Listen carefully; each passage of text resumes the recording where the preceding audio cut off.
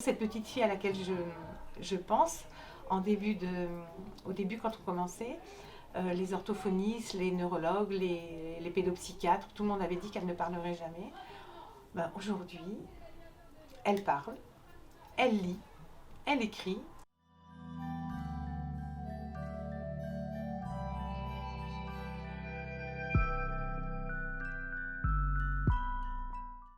Je m'appelle Caroline Calfon, j'ai créé l'association en 2007 suite à un voyage que j'ai fait pendant 2 années scolaires en Israël, à Jérusalem. J'ai emmené mon fils qui a aujourd'hui 27 ans mais qui avait à l'époque 9 ans. Je l'ai emmené chez le professeur Feuerstein.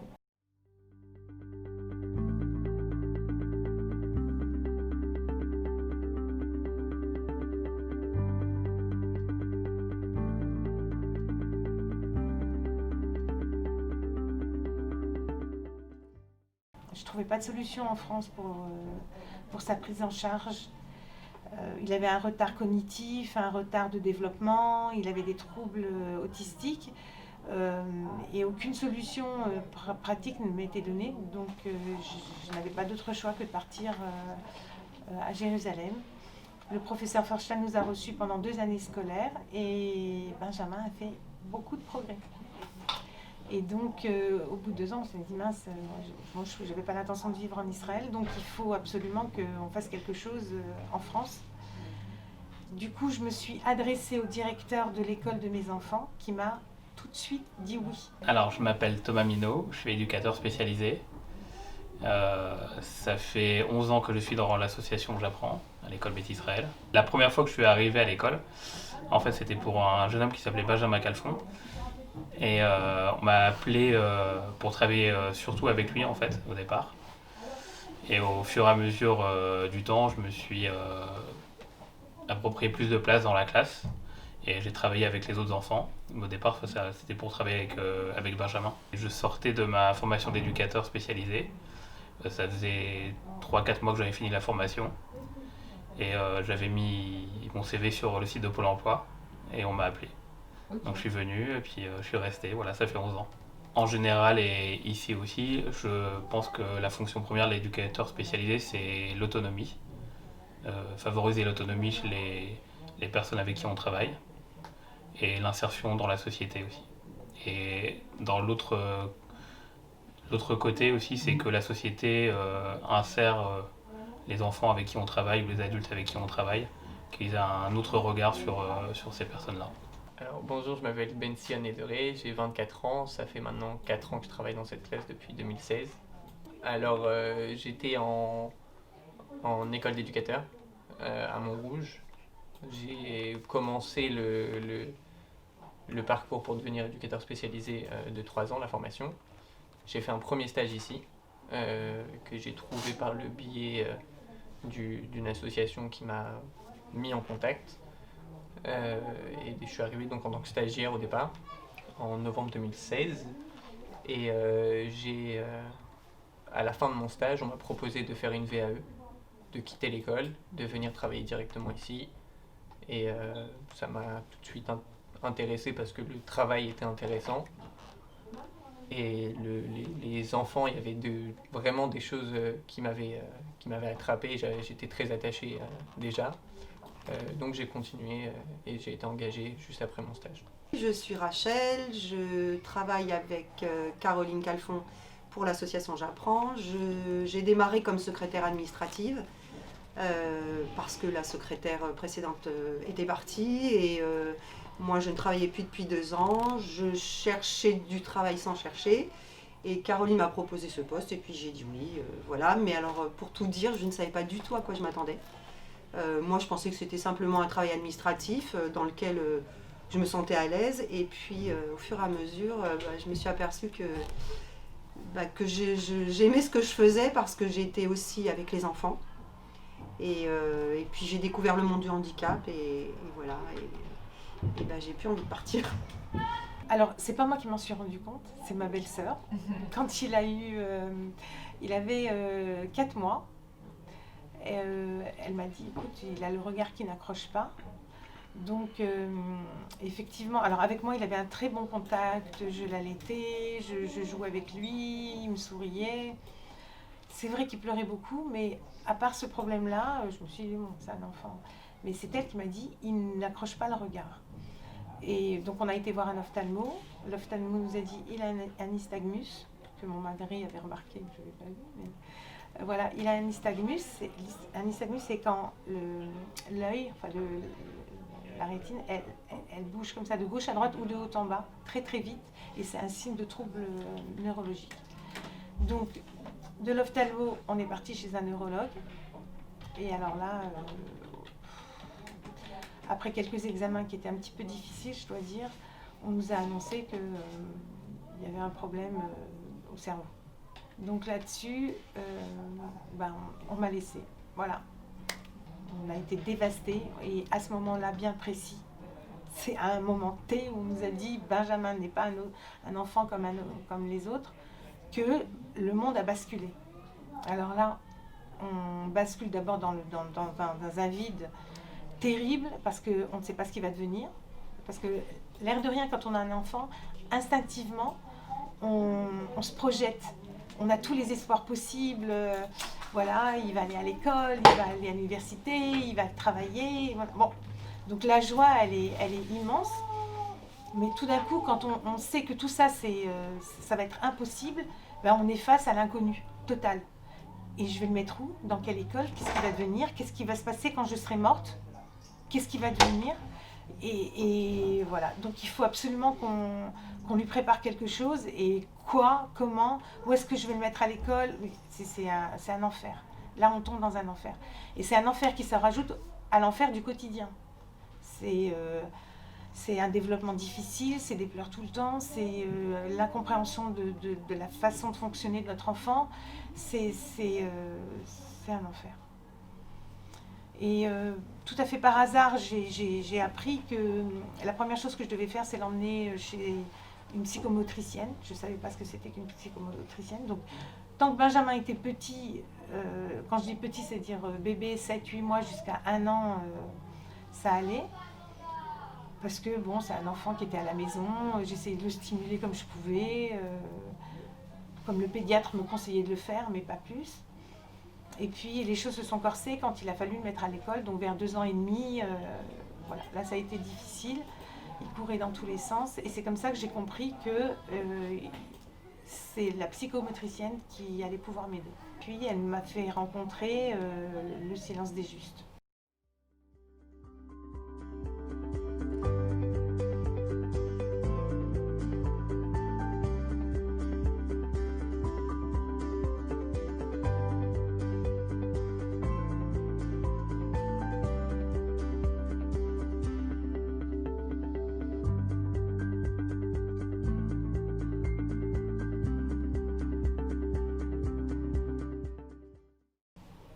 L'équipe de Stéphane Benamou qui a pris en charge Benjamin pendant plusieurs années. Ça m'a permis aussi de pouvoir l'inscrire dans l'école de mes enfants, là où la classe Les Benjamines existe et est intégrée aujourd'hui.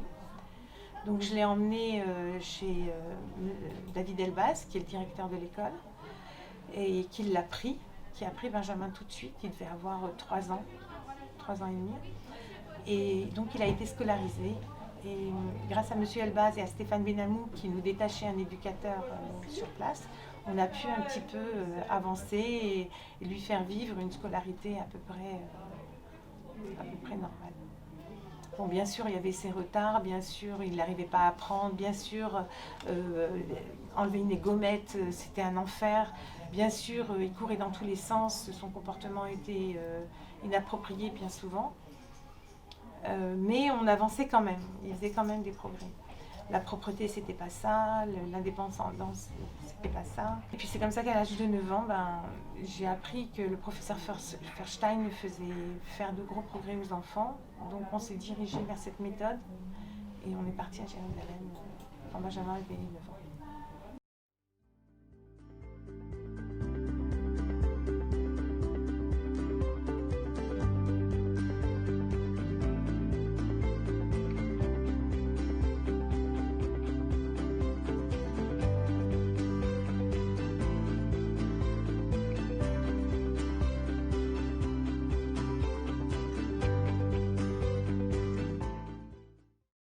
finalement décidé d'aller voir une assistante sociale pour lui poser la question, qui m'a dit d'un air tout à fait froid et antipathique, il faut aller voir la MDPH. Ok, c'est quoi la MDPH? C'est la maison des handicapés. Merci, au revoir. Déjà, c'était compliqué, accepter ce mot handicap, même si c'était évident, je voyais bien que c'était évident qu'il y avait un problème. Il faut pouvoir l'encaisser, quoi. Et aller à la MDPH, c'est officialiser de manière consciente que ton enfant, il est handicapé. Donc c'est pas évident. Il n'y a pas du tout d'aide psychologique, aucune, zéro, rien. Donc j'ai pris mon courage à deux mains, j'ai été à la MDPH, et alors la MDPH, on pourrait croire que c'est la maison des handicapés, qu'on vous accueille, qu'on vous explique, qu'on vous aide, non, c'est le parcours du combattant. Je me disais que si Benjamin est dans les tablettes de la MDPH, alors on va pouvoir l'aider dans son parcours scolaire, dans son parcours de vie plus tard d'adulte, voilà. Donc finalement, on fait le dossier, ça prend énormément de temps. Le temps que la commission, elle passe tous les 6 mois. Il faut faire appel au neurologue, au pédopsychiatre, de l'hôpital. Bien sûr, pour avoir un rendez-vous, c'est très long. On a juste envie de dire une chose, de hurler et de dire une chose. Bah écoutez, vous savez quoi? Je vais dire à mon fils d'arrêter de grandir, de rester sur place, à ne pas respirer pendant 6 mois, juste le temps que j'ai un rendez-vous. C'est pas possible, c'est pas faisable. Ça continue, moi, mon besoin, il est quotidien. J'ai besoin d'une aide au quotidien. Non, il faut attendre 6 mois. Alors, 6 mois pour avoir rendez-vous à l'hôpital, 6 mois pour ensuite, pour compléter le dossier. Une fois qu'on a le dossier, il faut encore 6 mois parce que la prochaine commission, elle passe dans 6 mois. C'est attends, et on est face à notre incapacité à aider nos enfants et notre colère d'être dans cette situation. J'ai bien souvent, alors on va voir aussi des psychologues pour nous aider. Donc j'ai été voir un psychologue. Surtout, ne vous sentez pas coupable d'avoir un enfant. Non, je ne me sens pas coupable d'avoir un enfant handicapé. Hein. Je suis très contente d'avoir un enfant comme mon Benjamin, parce qu'il me fait grandir moi-même. Il m'a apporté tellement de choses dans ma vie, c'est énorme. Mais je suis en colère de ne pas pouvoir l'aider. Et je suis en colère que l'État ne puisse pas être là pour m'aider à l'aider. C'est un scandale, un scandale. Bref, finalement, on fait un dossier et on a l'AAH. L'AAH maintenant, c'est une aide financière. Et je ne sais plus comment elle s'appelle, il y a la même chose pour les enfants. Mais ce qui m'a rendu le plus en colère, c'est lorsque Benjamin a eu 15 ans.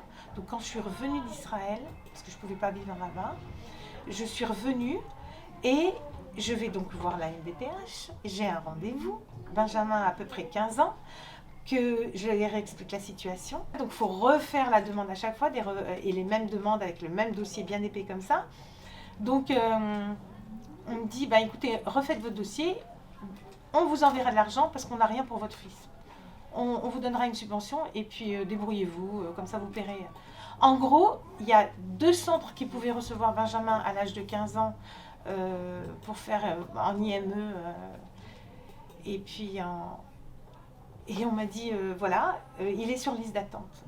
Ok. Et il y a combien de temps d'attente? Il y a 3 ans de temps d'attente. D'accord, mais dans 3 ans, il aura 18 ans. Oui, mais la structure en question ne prend pas au-delà de 18 ans ou de 19 ans. Donc j'attends pourquoi? Je me mets en attente pourquoi? Je monte le dossier pourquoi? Pour rien. Donc voilà, toutes ces raisons fait que je me suis tournée vers le privé et c'est comme ça qu'à la fin j'ai fini par ouvrir une classe qui a reçu Benjamin que 3 ans. Parce que ici aussi, mon fils m'a dit je suis trop grand pour aller à l'école, dans cette école. Parce qu'il n'y a qu'une école privée primaire qui nous a accueillis. Donc il est resté 3 ans et nous, ça fait 10 ans qu'on continue à recevoir des enfants tant qu'on peut les recevoir. Alors, il y a des enfants autistes qui ont des signes autistiques, parce que des fois, c'est pas très bien défini par les médecins eux-mêmes. On a des enfants trisomiques, on a des enfants qui ont des problèmes cognitifs. On a aussi des enfants qui ont eu des phobies scolaires. C'est un panel assez large en fait. On utilise la méthode Feuerstein, mais aussi d'autres méthodes comme la discipline positive. On pioche un peu dans plusieurs méthodes, dans la méthode Montessori également.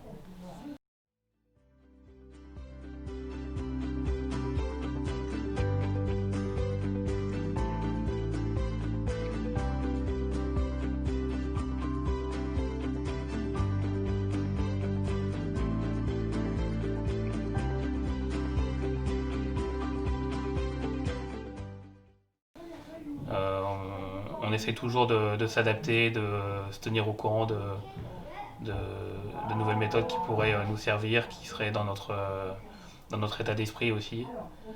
Pour ça, on a Dvora Gabizon, qui est l'institutrice spécialisée qui nous guide aussi pardon, dans ce chemin-là, qui nous aide à nous réorienter nos pratiques éducatives en fonction de chaque enfant, de chaque cas.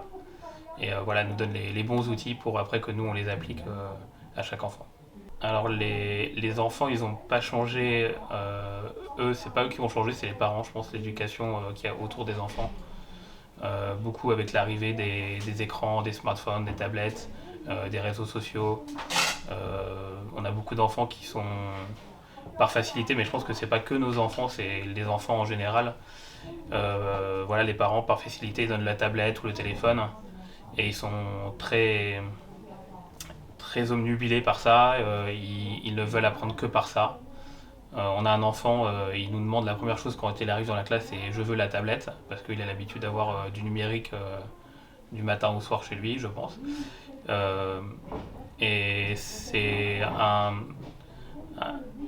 je vais pas dire un manque d'éducation des parents, mais les parents se relâchent beaucoup sur les instruments numériques, sur les téléphones, voilà, comme je disais tout à l'heure.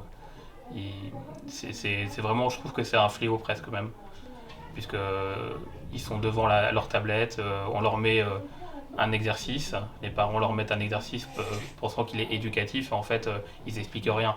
C'est le numérique qui se charge d'éduquer les enfants. Quelque chose qui a pas changé, hélas, je pense que c'est la MDPH, voilà, les organismes d'État, qui malgré les différentes lois qu'il y a eu au cours des années 2000-2010, c'est resté dans les textes et il n'y a rien pour accompagner nos enfants à l'extérieur et pour aider les parents aussi à améliorer leur quotidien. On intègre les outils numériques dans notre travail, que ce soit sur l'ordinateur, sur la tablette, mais avec parcimonie. Et toujours, la différence, c'est qu'un parent, il va prendre la tablette ou l'ordinateur, il va mettre l'enfant devant et il va partir faire autre chose. Nous, on est là pour accompagner l'enfant, pour lui montrer ce que c'est l'outil numérique, les bonnes choses qu'on peut faire avec. Et on est toujours à côté de lui. On lui montre comment s'en servir et on fait une médiation. C'est ce qui manque aussi à beaucoup de parents, c'est qu'il n'y a pas la médiation derrière. Nous c'est une classe assez particulière. Bon, déjà, on n'a pas de contrat avec l'État. C'est un choix de Madame Calfon et moi j'adhère complètement à ce choix. Parce que quand on a un contrat avec l'État, on est lié forcément à quelque chose. Nous, dans notre classe, on s'est aperçu que très souvent, c'était des enfants qui n'avaient pas de place ailleurs. La classe est faite d'enfants qui n'ont pas leur place ailleurs. Ça veut dire quoi? Ça veut dire que, par exemple, un enfant qui est dans une classe Ulysse, nous, on est une classe d'enfants type Ulysse. C'est une définition de l'État où on rentre les enfants handicapés de 7 ans à 12 ans. Nous, déjà, on n'a pas cette limite de l'âge. On espère et on préfère avoir des enfants du primaire, mais par exemple, on a des enfants qui ont plus de 15 ans dans la classe. Et ça, dans une classe Ulysse avec contrat, c'est pas possible. Donc la particularité, déjà, c'est ça, au niveau de l'âge. On a aussi le mélange des genres. Ça voudrait dire que c'est pas une classe où on accepte que les trisomiques, par exemple, ou que les autistes. Nous, on mélange les enfants de tous les handicaps. Alors, pas physique, pas parce qu'on n'a pas la structure pour, mais on accueille les enfants handicapés mentaux, quels qu'ils soient. Ça peut être un retard cognitif, ça peut être un enfant trisomique, ça peut être un enfant qui a un gène déficient. On réunit les enfants par leurs compétences. un enfant qui saura lire, parce qu'on a des enfants qui savent lire, et bien on les mettra ensemble, ils travailleront ensemble. C'est très bien parce qu'il y a les enfants sont stimulés. Il y a une espèce d'émulation entre eux. Je pense notamment à une enfant qui, cette année, on lui a donné beaucoup de responsabilités. On lui a dit, voilà, tu vas t'occuper d'une petite nouvelle. Et du coup, elle fait comme les autres. Elle fait comme les éducateurs. Elle va prendre l'enfant, elle va lui dire allez, vas-y, maintenant, lis. Elle l'appelle et elle lui dit allez, viens. On a souvent des enfants qui n'ont pas envie de travailler sur le moment, alors ils vont s'isoler. Ben, elle va venir, elle va la prendre, elle va lui dire allez, viens travailler avec nous. Donc on leur donne des responsabilités et ça lui plaît beaucoup. Et du coup, elle a fait un bond en avant incroyable. Nous, on a un rôle, j'ai envie de dire, beaucoup plus facile que celui des parents. Parce que les parents, ils ont l'émotion. Nous, l'émotion ne se mêle pas forcément, même si on adore ses enfants. On éduque les enfants, mais pas comme l'entend un parent. C'est-à-dire que là, je pense à un enfant en particulier qu'on a cette semaine. On a essayé de la mettre à la cantine. On s'est aperçu qu'elle ne savait pas s'asseoir, qu'elle ne savait pas rester assise à la cantine, qu'elle ne savait pas manger avec une fourchette, qu'elle choisissait ses aliments. Donc, ce qui se passe, la différence avec un parent, c'est que le parent ne va pas prêter cas à ça. Le parent, pour lui, l'enfant, elle ne veut pas manger, elle ne mange pas. Souvent, le parent, il se dit, bon, c'est un enfant qui a déjà un handicap, je ne vais pas lui en rajouter, à lui dire, assieds-toi, mange correctement. Nous, la différence, elle est là. C'est qu'on veut que l'enfant se comporte comme un enfant normal. Il ne faut pas oublier qu'on est dans une école, notre classe est dans une école d'enfants dits normaux, et on veut que les enfants se mêlent à tous ces enfants. Et si on veut que ça se passe comme ça, il faut que l'enfant se comporte comme les autres enfants. Donc nous, l'éducation, elle se dirige plus de ce côté-là. L'avantage qu'on peut avoir, d'avoir plusieurs possibilités de corps de métier dans l'école, même si on peut le faire aussi en dehors, on l'a fait avec d'autres enfants, on a fait des stages dans des restaurants pendant 4, 5, 6 mois. Et on peut adapter aussi par rapport aux envies des enfants. On ne va pas imposer un métier à un enfant, on va lui demander ce qui l'intéresse vraiment. Donc c'est aussi l'avantage qu'on a de ne pas avoir de limites dans notre classe. En fait, l'État, il n'a pas une logique très réelle des problèmes auxquels des parents d'enfants handicapés peuvent être touchés. Ça veut dire qu'on va demander à un enfant qui est trisomique, jusqu'à il y a quelques temps, de refaire une carte d'handicapé tous les 5 ans.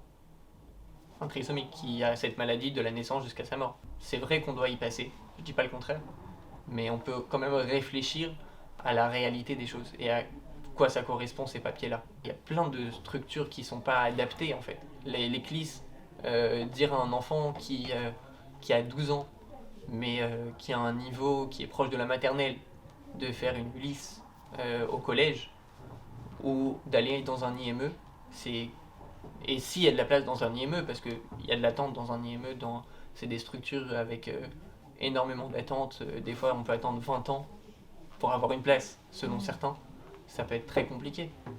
Donc ici on a cette chance-là d'accepter un maximum d'enfants par rapport à notre effectif. On peut faire des sorties, on peut faire de l'équithérapie, on peut faire plein de choses qui seraient adaptées aux enfants, et si c'est bon pour eux, on va le faire.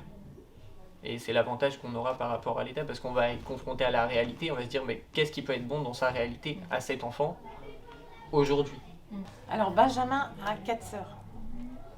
Alors aujourd'hui, si je devais créer une autre association, ce serait une association qui viendrait en aide à la fratrie. Parce que ça impacte la fratrie de manière positive aussi, je dois dire, parce que mes filles n'ont pas été élevées comme les autres enfants, et de manière négative aussi. Il y a des blessures, c'est sûr qu'il y a des blessures, parce que trop d'attention, parce que trop d'attention vers l'enfant handicapé, forcément. Il y a des blessures, il y a des incompréhensions quand on est petite. Et nous, parents, on ne se rendait pas compte. Nous, ce qui nous focalisait, c'était l'handicap et ce qu'allait devenir notre enfant handicapé. Donc il y a des blessures, c'est certain. J'ai même entendu des enfants dire « je déteste ma sœur » ou « je déteste », j'ai vraiment entendu ça. Et puis il y a aussi des choses formidables parce que ça leur apprend à aller vers l'autre, à comprendre le handicap, ça leur apprend à avoir de la tolérance pour tout ce qui est différent. Ça grandit aussi. Mais c'est sûr qu'il y a des choses à réparer. Au départ, on avait de l'aide parce que notre projet était innovateur et puis c'était un autre contexte. On était... voilà, il y a toujours pas beaucoup de classes de ce type, mais vraiment c'était rare, donc on nous a donné un bon coup de main. Puis après, on a mis en place des galas. D'ailleurs, au passage, je remercie tous les donateurs, nos fidèles donateurs qui nous ont suivis jusqu'au Covid, qui nous ont suivis toujours, encore et encore. Vraiment, je les remercie du fond du cœur parce que c'est grâce à eux que cette classe continue à aider des enfants et des familles, même je dirais. Parce que quand on aide un enfant handicapé, c'est pas seulement l'enfant qu'on aide, c'est toute la famille. Donc à aider des familles entières. Donc je les remercie chaleureusement. Et aujourd'hui, financièrement, c'est vraiment très très difficile. L'État fait beaucoup de choses. Hein. L'État fait beaucoup de choses, mais pas assez par rapport à la demande. Pas assez ciblé aussi par rapport à la demande. Parce que une chose aussi qui m'avait bien frappée, c'est que même la MDPH et le circuit scolaire de l'handicap répond à des critères bien précis, c'est-à-dire et d'âge. Alors que justement le propre d'un enfant handicapé, c'est qu'il a un âge, mais son développement ne correspond pas du tout à son âge. Donc pourquoi se frustrer et de devoir dire à un parent, bah écoute, il va sortir du système parce qu'il n'a plus l'âge. Oui, mais il continue à évoluer, il a besoin encore de cette structure. Pourquoi ça y est, il a 13 ans, il doit sortir du système. Donc c'est pas possible, rentrer dans un autre système. Mais voilà, donc la différence essentielle se pose là. Je pense à une petite fille qui était tout au début, qui était venue dans la classe, qui ne parlait pas beaucoup. D'ailleurs ça, les enfants qui ne parlent pas et qui finissent par parler, ça nous est arrivé plusieurs fois. Aujourd'hui encore, on a une élève qui parle pas, qui est là depuis septembre et qui, à 3 ou 4 reprises, on est au mois de décembre, a sorti des mots, pas des phrases, mais a sorti des mots. Donc c'est extrêmement encourageant. Et donc cette petite fille à laquelle je pense, au début quand on commençait, les orthophonistes, les neurologues, les pédopsychiatres, tout le monde avait dit qu'elle ne parlerait jamais. Ben, aujourd'hui, elle parle, elle lit, elle écrit, elle utilise son téléphone, Alors, bien sûr, c'est jamais suffisant, mais elle a fait des progrès énormes et on peut dire qu'elle a qu'elle a une vie qui peut lui permettre bien plus que ce qu'avaient prévu les pédopsychiatres à l'époque.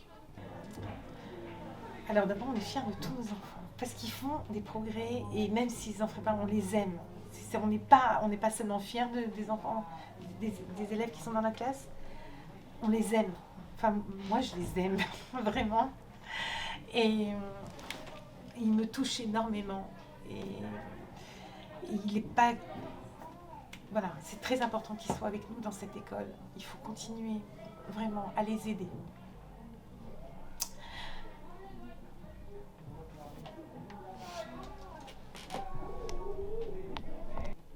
Je suis fier de tous les enfants qu'on a eus ici. Mais quelque chose qui m'a marqué il y a quelques temps, c'est on a un enfant, il est arrivé dans notre classe, donc il a travaillé, on lui a appris à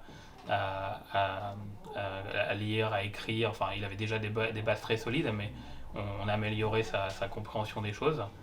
Et quand il a grandi, on ne pouvait plus le garder dans notre classe, donc au lieu de lui dire au revoir comme ça et c'est fini, comme dans beaucoup de structures publiques, on lui a trouvé un stage d'abord auprès du monsieur qui fait la maintenance dans l'école, puis après à la cantine. Il a regardé les deux, il a choisi la cantine et il a travaillé avec le cuisinier, avec les dames de service et il s'est formé au fur et à mesure. Et maintenant il est commis de cuisine à l'école Beth Israël, c'est son travail. Et le jour où je l'ai vu arriver dans le bureau de monsieur Elbaz, il était tout content, il m'a dit j'ai eu mon chèque. Il avait reçu il avait reçu son chèque et voilà, c'est une des plus grandes réussites que j'ai vues concrètement. Je parle plus aux gens de la même façon. Moi, je m'aperçois que je réagis plus du tout de la même façon. Dans les liens avec mes enfants, avec mon mari, avec ma famille, avec les amis, avec tout ce qui m'entoure, je réfléchis avant de parler, ce qui n'était pas vrai avant. Et du coup, ma façon de voir les choses a beaucoup changé. Auparavant, je voyais les gens handicapés toujours d'un bon œil, mais avec plutôt un air curieux. Ça veut dire, on va se dire, ah, j'aimerais bien l'aider, mais je sais pas comment. Ah tiens, le pauvre, il est confronté à ça, qu'est-ce qu'on peut faire, c'est triste. Aujourd'hui, je vais voir un enfant ou une personne avec un handicap, je vais pas me poser de questions, je sais qu'on peut l'aider, qu'il y a plein de choses à faire. J'avais déjà une vision positive. Ce qui a changé, c'est mon regard vers l'extérieur. Je pense que le handicap, il n'est pas chez nos enfants, il est vers la société. Et je trouve qu'il y a un fossé qui se creuse de plus en plus. Je m'en rendais peut-être pas compte avant. Mais oui, quand je suis arrivé dans l'association, concrètement, j'ai vu la détresse des parents, leur difficulté à pouvoir s'insérer avec leurs enfants. On a encore une maman qui nous disait « j'ose pas sortir avec ma fille parce que si elle fait une crise, tout le monde va me regarder dans la rue ». Le jugement des gens, ça me marque beaucoup. Le truc qui me rend heureux, c'est de voir l'évolution de ces enfants, de se dire qu'on a un impact. C'est une mission en fait, ce travail. C'est quelque chose qui me touche au plus profond de moi. Les meilleures récompenses, c'est pas forcément le salaire, comme je disais, mais c'est vraiment la réussite de voir que ces enfants-là, on peut changer leur vie en fait. De les amener à un potentiel qu'on pouvait pas déceler avant. Ou de se dire que ce potentiel qu'on a décelé, on l'a développé au maximum. C'est ça qui me rend heureux. Si vraiment je faisais ça pour l'aspect financier, j'aurais un autre métier plus facile dans lequel j'aurais beaucoup plus d'argent, mais je viens tous les jours au travail avec le sourire. Je me dis juste que si on peut avoir plus d'effectifs, on aura beaucoup plus d'impact sur un nombre d'enfants important, parce qu'il y a encore des tonnes d'enfants qui demandent à venir dans des classes qui seraient adaptées, et des parents qui demandent aussi à ce que leurs enfants soient inclus dans un milieu scolaire, qui n'acceptent pas forcément l'idée de partir dans un milieu strictement handicap. Donc le seul problème il serait financier. Et derrière le chèque ou derrière le don qu'ils font, il faudrait qu'ils viennent ici pour se rendre compte que leur argent est vraiment très très bien utilisé. Voir comment on travaille, voir nos enfants, voir les progrès qu'ils font, voir le sourire qu'ils ont quand ils jouent avec les enfants des autres classes dans la cour de récréation. Il faudrait qu'ils viennent nous voir sur le terrain en fait. Il faut aider ces enfants handicapés. Je veux dire, un enfant handicapé, vous ne le verrez jamais dans la rue manifester parce qu'il n'a pas suffisamment de prise en charge. Jamais. Là où vous le mettrez, il restera. Vous le mettez dans un truc qui ne lui convient pas, il s'en rendra même pas compte. Il va stagner, il va régresser, il va tourner en rond, mais il vous dira pas ça va pas là, je comprends pas, l'histoire elle convient pas. Jamais, ils vous diront jamais rien. Là où vous les mettez dans un truc super, ils vont avancer, ils vont progresser. Vous les mettrez dans un truc naze, et ben ils vont régresser. C'est pas possible.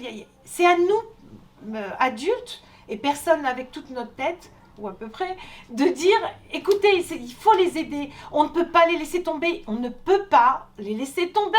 C'est pas possible. Et pour ça, il faut de l'argent. Alors vous allez me dire, oui, mais les parents, ils peuvent... Non, les parents, il faut oublier les parents. Les parents, ils sont avec leurs enfants handicapés. Ils ont un quotidien terriblement compliqué, terriblement douloureux. On ne peut pas leur demander d'être dans la rue et de manifester, c'est pas possible. Donc, c'est à nous de le faire. C'est à nous de les aider. C'est à nous d'aider la classe. Il y a un petit bijou qui est là, qui aide des enfants 6, 7, 8 par an. Il faut continuer. On ne peut pas les lâcher. C'est pas de l'argent qui tombe dans votre don, et on a besoin de dons, clairement. Voilà. On donne des reçus CERFA, on a besoin de dons.